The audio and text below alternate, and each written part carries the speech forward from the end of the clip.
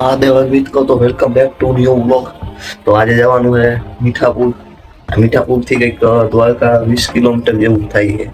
તો પેલા કામ વહેલું પતી જાય તો દ્વારકા જાવ. હમણાં 4-5 દી પહેલા જ ઘરે વાત થતી હતી દ્વારકા જવાનું. તો મીઠાપુર જવાનું હોય ભાઈ, તો કામ વહેલું પતી જાય તો દ્વારકા જવાનું થાય. જોઈએ પછી જે દ્વારકાધીશની ઈચ્છા તો બનતા રહો આવે બ્લોગમાં. આખો ડબ્બો ખાલી છે જોઈ.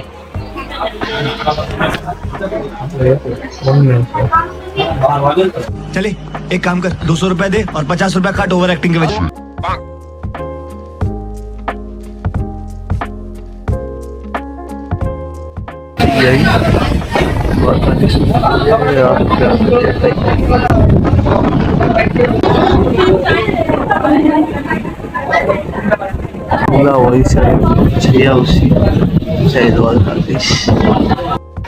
તો તમને બધાને ખબર છે હું મીઠાપુર આવી ગયો હું, અને મીઠાપુર ભાઈ કામ બધું પતી ગયું છે અને જમી ખાઈને નવરો થઈ ગયો હું.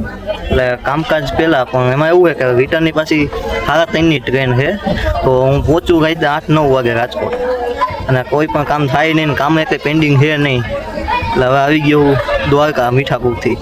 દ્વારકાધીશનો બોલાવો હતો એટલે ફાઇનલી આવી ગયો હું. પણ અહીંયા અત્યારે મંદિર બંધ હોય એટલે 5 વાગે હવે દર્શન કરવા જઈએ. બાકી અત્યારે ગોમતી ઘાટે બેઠો હું. જોઈ લો નજારો.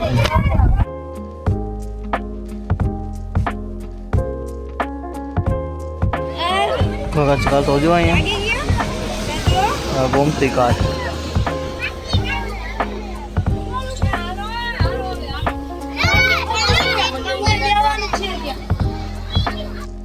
માછલીઓને ખોરાવી દઈ જાય. માછલી કેટલી બધી છે.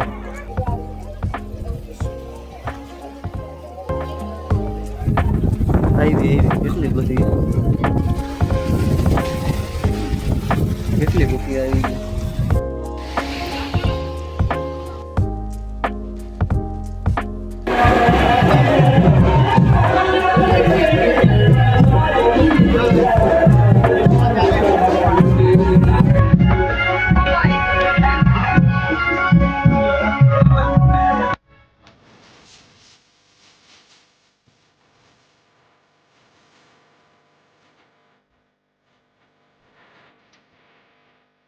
દ્વારકાધીશના દર્શન કરી લીધા છે. અહીંયા તો મોબાઈલ અલાઉડ નથી એટલે મોબાઈલની બધું મૂકી દીધું છે.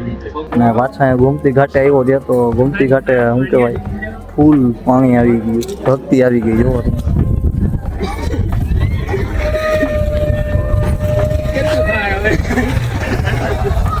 અહીંયા પાણી નતું અમે આવ્યા ત્યારે ભક્તિ આવી ગઈ, ફૂલ પાણી આવી ગયું દૂર દૂર સુધી. જોવો તમે.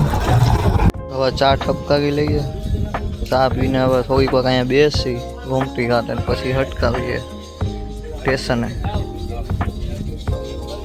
તો સ્ટેશને પહોંચી ગયા અને ટ્રેને આવી ગઈ છે.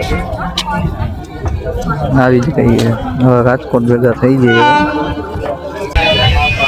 જય દ્વારકાધીશ. ટ્રેન ઉપડી ગઈ છે.